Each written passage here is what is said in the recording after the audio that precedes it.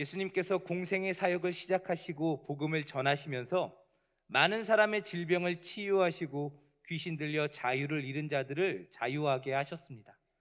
나병에 걸려 공동체로부터 쫓겨난 사람을 고쳐주시고 난 뒤 예수님에 대한 소문은 널리 퍼지게 되며 예수님은 더 이상 드러나게 다닐 수 없는 상황이 되었습니다. 가버나움에서 예수님은 더 이상 대놓고 다닐 수 없을 만큼 유명 인사가 되었습니다. 그러던 어느 날 사람들은 예수님께서 집에 계시다는 소문을 듣게 되었고 예수님을 만나기 위해 예수님의 집에 모여들었습니다.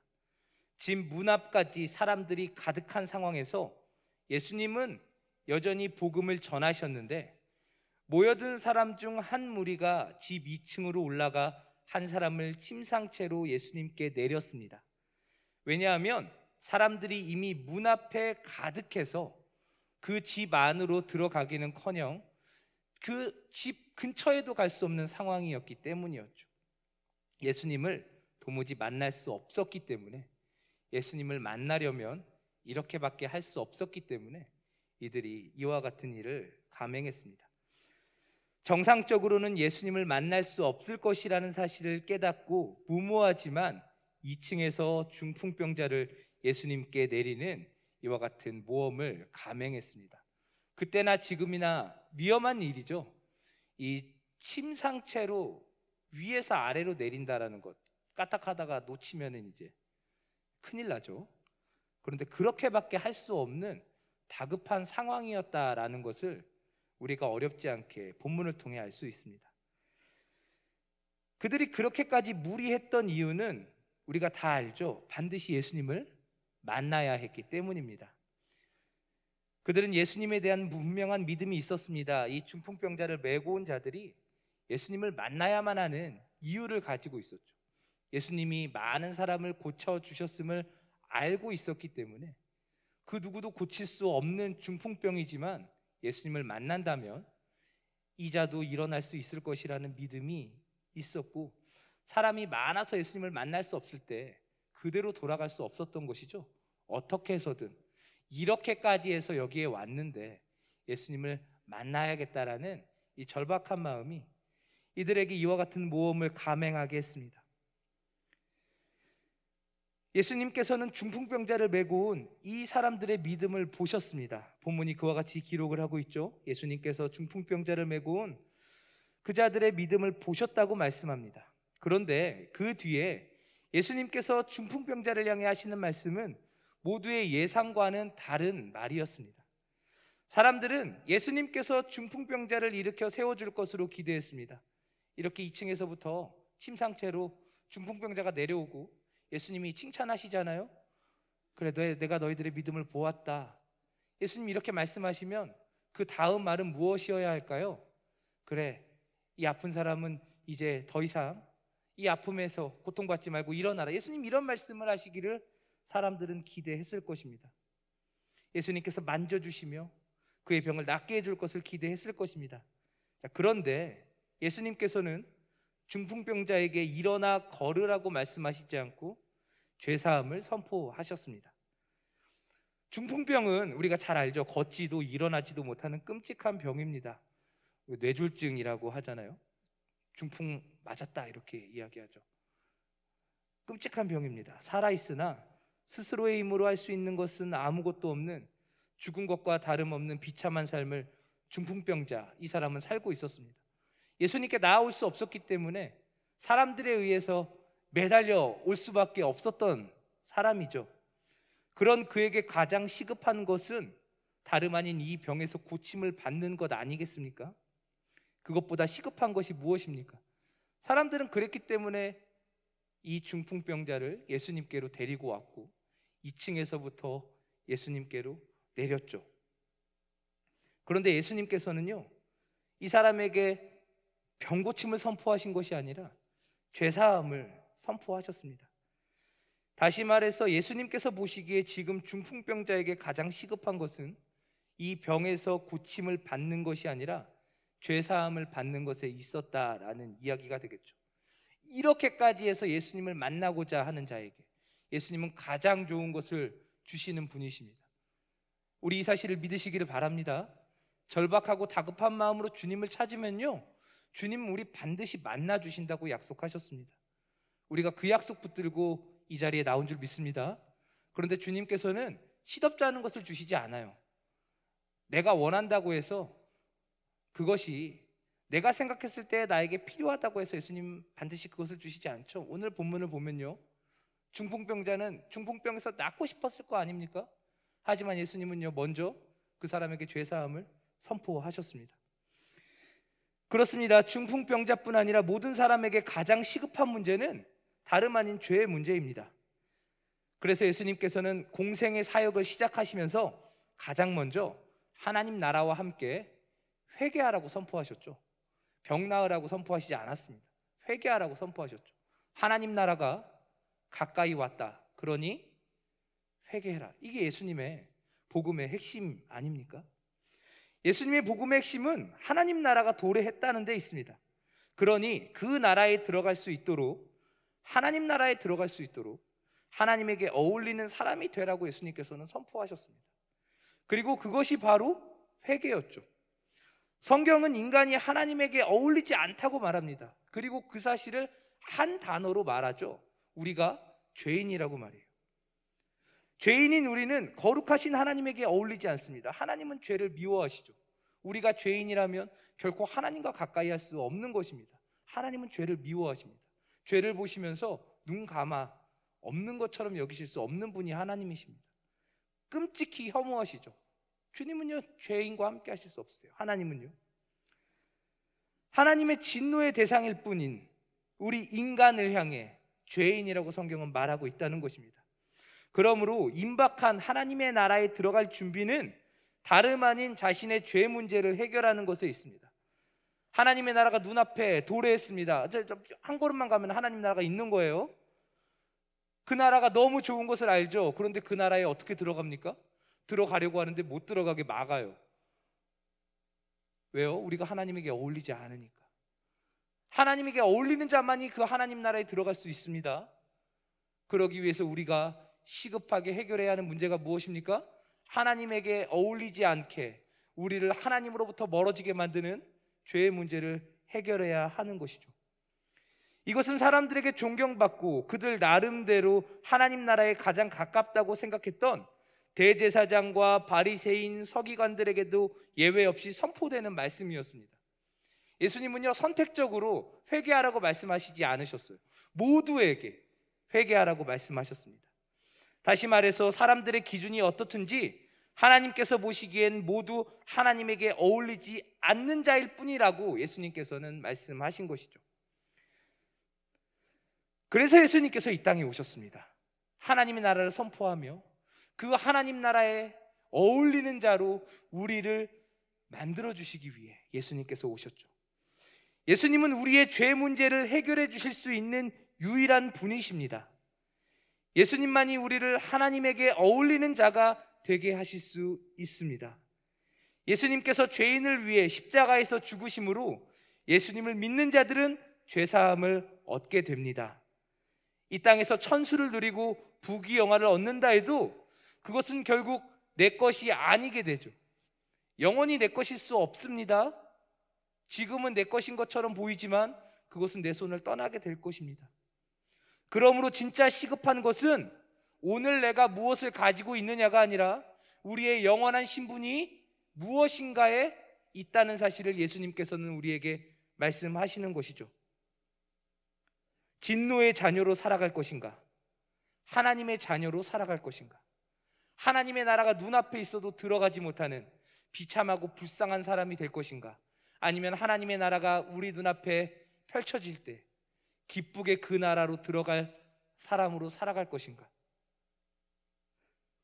주님의 관심은 바로 여기에 있었습니다. 그래서 천국 복음과 함께 예수님께서 허락하시는 구원이 무엇을 의미하는지 예수님께서 놀라운 권능과 함께 사람들에게 가르치신 것이죠. 예수님께서 많은 이적을 행하셨습니다. 요한복음은 이 사실을 이적, 기적이라고 말하지 않고 표적이라고 말하죠. 그 이유가 무엇입니까? 예수님께서 행하신 그 기적이 가르치고 있는 실체가 따로 있기 때문이었습니다. 예수님께서 보여주시는 그 놀라운 권능으로 사실 예수님이 사람들에게 주시기를 원하시는 바로 그것을 사람들에게 말씀하시는 것이었죠. 병든 자를 고치심은 죄로 인해 고장난 우리를 고치심을 의미합니다. 귀신 들린 자를 자유케 하심은 사단의 권세에 붙들려 자유를 잃은 우리에게 참된 자유를 주님께서 주신다는 사실을 말씀하죠. 중풍병자의 고침도 마찬가지였습니다. 살아있으나 이미 죽은 자와 같은 그에게 자유를 주심은 주님께서 주시는 구원으로 우리가 새로운 생명을 얻게 되었다는 사실을 알게 합니다. 사실 중풍병자가, 발음이 참 힘들어요. 중풍병에서 이 고침을 받아도 얼마 지나지 않아 죽음을 맞게 됩니다. 그렇지 않습니까? 내가 일어나서 내가 의지를 가지고 살아간다고 해도 언젠가는 죽습니다. 그러므로 진짜 중요한 것은 이 땅에서 겪는 육체의 질고에서 노임을 받는 것이 아닙니다. 우리 모두 외면하고 싶지만 우리는 매일 늙고 그만큼 죽음을 향해 나아가죠. 시간이 갈수록 더욱 건강해지고 싶지만 그것은 우리의 꿈일 뿐입니다. 시간이 지나면, 나이를 먹으면요, 쇠약해집니다. 그러므로 진짜 중요한 것은 이 땅에서의 우리의 상태가 아니라 흔들리지 않는 우리의 영원한 상태에 있다라는 것이죠.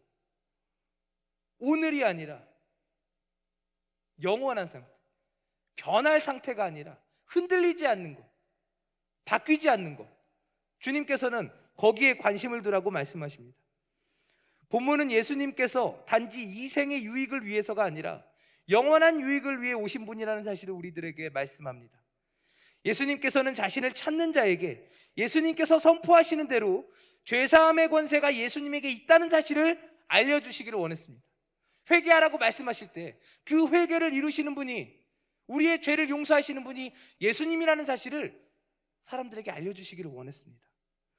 죄사함은 오직 하나님의 권한이기 때문에 죄사함을 선포하시는 예수님을 향해 신성모독을 들먹이며 적개심을 품는 서기관들을 향해 예수님은 자신이 곧 하나님이라는 사실을 중풍병자를 고치심으로 드러내 보이십니다. 예수님께서 질문하시죠. 죄사함과 중풍병을 고치는 것 중에 뭐가 더 어렵겠냐? 뭐가 더 어렵겠습니까? 둘 다 어렵잖아요. 둘 다 사람이 할 수 있는 게 아니라는 것입니다. 이전에도 이후에도 어느 누구도 중풍병자를 일으키지 못했기 때문에 이들이 중풍병자를 메고 예수님께 나아온 것입니다. 뭐가 더 쉽다 어렵다를 말하는 게 아니라 이 일은 오직 하나님만이 하실 수 있는 일이라는 사실을 예수님께서 그들에게 보여주시는 것이죠. 사실 죄사함은요, 말할 수는 있지만 실체로 느껴지지 않아요. 내가 너 죄를 사야겠다, 어떻게 증명합니까? 하지만 병자에게 일어나라고 하는 것, 움직이지 못하는 자에게 일어나라고 하는 것은 그 자리에서 증명이 되죠. 예수님께서는 무엇을 말씀하십니까? 이것도 그것도 하나님만이 하실 수 있는 것이다. 중풍병자를 일으킨 내가 너희들이 기다리던 메시아 그리스도다. 예수님이 사실을 보여주시는 것이죠. 어느 누가 중풍병자를 일어나 걷게 할 수 있겠습니까? 할 수 있다면 그것은 사람의 능력이 아니라 하나님의 능력입니다. 예수님께서도 이 사실을 사람들에게 알려주시고자 이렇게 하셨다라고 본문은 말씀하고 있죠. 죄사함의 권세도 중풍병을 고치는 권능도 오직 하나님께만 있습니다. 그렇기에 본문은 예수님께서 중풍병자를 고치시자 이를 본 모든 사람들이 하나님께 영광을 돌리며 이런 일이 전무했다고 고백했다 말하고 있습니다. 어느 누구도 하지 못했던 일 예수님이 하셨다라는 것이죠. 그럼 예수님을 칭송해야죠. 왜 하나님을 찬양합니까? 이와 같은 일은 하나님만이 할 수 있는 일이기 때문입니다. 그렇습니다. 이전에도 이후에도 어느 누구도 이런 일을 할 수 있는 사람은 없습니다. 오직 예수 그리스도만이 우리의 죄를 사하실 권세와 능력을 가지신 분이십니다. 믿으시죠? 오늘 우리가 함께 읽은 본문은 모든 사람이 바로 이 중풍병자라고 우리들에게 말합니다. 불쌍한 사람이 성경에 기록된 이 사람이 아니라 나라고 말하는 거예요. 그런데 진짜 중요한 것은 주님께서는 중풍병자를 일으켜 세우셨다라는 점에 있죠. 이 비참한 사람을 그대로 두지 않으셨다라는 것입니다. 예수님을 만나러 나왔을 때 예수님께서는 그에게 답을 주셨다라는 것이죠. 주님께서는 주님을 기대하고 주님을 찾는 자들을 결코 외면하지 않으시는 분이십니다. 주님께서는 주님을 믿고 바라는 자들의 소망이 되어주시는 분이십니다. 주님은 자신을 찾는 자들을 결코 외면하지 않으시고 그 문제를 해결해 주시는 분이십니다. 오늘 우리는 이와 같이 주님을 믿고 바라며 주님께 나아온 자들입니다. 주님을 찾기 위해, 주님을 만나기 위해 이 자리에 나오지 않았습니까? 본문은 분명히 주님을 찾는 자들을 주님께서 만나주시고 그 문제를 해결해 주신다고 약속합니다. 그래서 주님을 만난 자들은 하나님을 찬양하고 어느 누구도 자신에게 행하지 못한 일을 하신 주님의 놀라운 일을 찬양하게 된다고 우리들에게 말씀하죠. 그런데 우리는 어떻습니까? 우리도 주님을 만나기를 원하죠. 주님을 만나기를 원하지 않습니까? 주님 만나기 싫어하면서 이 자리에 있는 사람 없을 것 아닙니까? 우리도 분명히 주님을 믿고 주님께 나아갑니다. 그런데 우리에게는 왜 약속이 이루어지지 않은 것처럼 느껴지는 것일까요? 나 주님 만나고 싶어. 이 말은 나 아직 주님 못 만났어 라는 말 아닐까요? 성경은 분명히 주님을 찾으면 주님께서 만나주신다고 말하는데 나는 아직 주님을 만나지 못한 것 같아. 주님은 아직 나에게 대답을 주시지 않은 것 같아. 주님은 아직 나의 문제를 해결해 주시지 않은 것 같아. 우리 이런 생각 가지고 있지 않습니까? 주님께서는 나의 시급한 문제는 왜 외면하실까? 주님, 나에게는 언제 찾아오십니까? 우리 이렇게 말하지 않습니까? 그런데 성경은요, 항상 주님을 찾는 자들을 주님이 만나주신다라고, 외면하지 않으신다고 말씀하고 있잖아요. 여기에서 문제가 있는 것입니다. 왜 나는? 왜 나에게는? 그러나 이 같은 생각은 주님께서 나를 외면하시기 때문이 아니라 오히려 주님께서 우리에게 주시는 것들, 가장 좋은 것들을 우리가 모르고 있기 때문이라고 성경은 말씀을 하고 있는 것이죠. 우리가 주님을 찾을 때 가장 좋은 것을 주시는 분이라는 사실을 깨닫지 못하는 것은 우리에게 있는 진정한 문제, 진짜 시급한 문제가 무엇인지 모르기 때문입니다. 그래서 이미 가장 좋은 것을 받았고 또 누리고 있음에도 그 사실을 깨닫지 못하죠. 주님 이미 주셨는데 그게 나에게 정말 필요한 것인지 모르는 거예요. 그것과는 비교도 안 되는 하찮은 것들을 주님께 달라고 말하며 주님 왜 이것을 주시지 않습니까? 라고 말하고 있죠. 하지만 주님은 그렇게 찾을 때 가장 좋은 것을 이미 우리에게 주셨다라고 말씀하십니다. 당장 눈앞의 현실이 나아지기만을 바라는 근시안적인 태도는 만족하지 못하는 우리의 죄된 본성과 함께 은혜 베푸시는 하나님께 감사보다는 원망만을 늘어놓게 만듭니다. 우리 주님께서는 우리가 주님을 부를 때 이미 우리 인생의 최대 난제, 절대절명의 문제를 친히 해결해 주셨습니다. 누구든지 주를 부르는 자는 구원을 얻으리라 말씀하셨습니다. 믿으십니까? 주님께서는 구원을 약속하셨고 구원을 주셨습니다. 그런데 우리는요, 그 사실을 보지 않고 다만 오늘 우리의 하루가 내가 원하는 대로 이루어지지 않았다는 이유만으로 불평을 늘어놓죠. 물론 저도 그렇습니다만 내가 원하는 것, 내가 바라는 것, 여전히 내가 중심이 되는 삶을 바라며 주님을 찾습니다. 사람들 사이에서 내가 드러나길 원하고 입증되기를 원하죠. 마치 아담과 하와가 하나님처럼 될 수 있다는 소리에 하나님이 먹지 말라고 하신 선악을 알게 하는 나무의 열매를 먹었던 것처럼 우리가 중심이 되기를 원하고 왜 하나님은 내가 중심이 되도록 만들어주지 않느냐고 따지는 것은 아닙니까? 그러나 오늘 주님께서는 우리가 주님을 찾을 때 우리에게 가장 좋은 것을 이미 주셨다고 말씀합니다. 누가복음 11장 13절 우리가 잘 아는 말씀이잖아요. 너희가 악할지라도 좋은 것을 자식에게 줄 줄 알거든 하물며 너희 하늘아버지께서 구하는 자에게 성령을 주시지 않겠느냐 하시니라. 이미 주님께서는요, 우리가 주님을 부를 때 성령을 우리에게 주심으로 우리의 영원한 신분을 바꿔주셨습니다. 거렁뱅이와 같은 비참한 우리 인생을요, 영원한 하나님의 나라의 백성으로 왕이신 하나님의 자녀로 삼아주셨습니다. 일시적이고 제한적인 것, 결국 사라져버릴 한 줌 재만도 못한 것이 아닌 우리를 영원히 빛나는 존재로 만드는 하나님의 자녀라는 신분을 이미 우리에게 허락해 주신 것입니다. 이 시간 이 자리에 있는 우리 모두가 이미 주님으로부터 인생의 가장 큰 문제를 해결받은 사람이라는 사실을 믿으시기를 바랍니다. 믿으시기를 바랍니다. 오늘 우리가 어떠한 문제로 고민하고 있다고 할지라도 우리가 해결받은 이 문제에 비교하면 아무것도 아니죠. 아무것도 아닌 거예요. 돈 싸들고 지옥 가면 그 돈이 나에게 무슨 의미가 되겠습니까? 이 땅에서 우리가 아무리 건강해도 결국에 지옥 가면 그게 나에게 무슨 자랑이 되겠습니까? 모든 것을 가져도 예수가 없다면 우리는 아무것도 가지지 않은 것이라는 사실을 기억해야 하고, 아무것도 가지지 않은 것 같아도 우리를 영원한 하나님의 백성 삼아주신, 영원한 하나님의 나라로 인도하시는 예수님이 우리와 함께 있다면 우리는 모든 것을 가진 자라는 사실을 믿으시기를 바랍니다. 이미 우리의 인생은 가장 복된 인생이 되었음을 믿으시기를 바랍니다. 기도하겠습니다.